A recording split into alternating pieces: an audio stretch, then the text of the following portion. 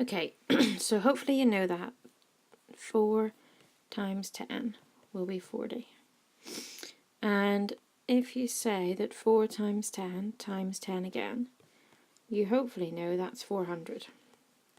And so on. 4 times 10 times 10 times 10 is 4,000. And basically what you're doing in your prep is you're doing something really similar to this, but instead of writing this as times 10 times 10 times 10, you're simplifying it to times 10 cubed. So timesing 10 3 times, you've changed 4 times 10 is 40, times another 10 is 400, times another 10 is 4,000. So the first part of your homework were things like change this into standard form. In standard form, the number that you start with has to be between 1 and 10. So to make this between 1 and 10, we're going to use the number 6. And then all you do is you say, how many times do I have to times that by 10 to get back to 600?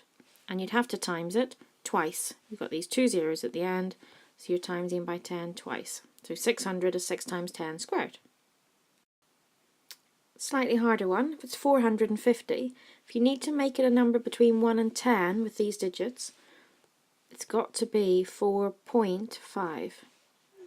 And how many times do you need to times that by 10 to get 450? Well, if you times by 10 once, you get 45. If you times by 10 again, you get 450. So you need to times by 10 twice to get back to this original answer of 450.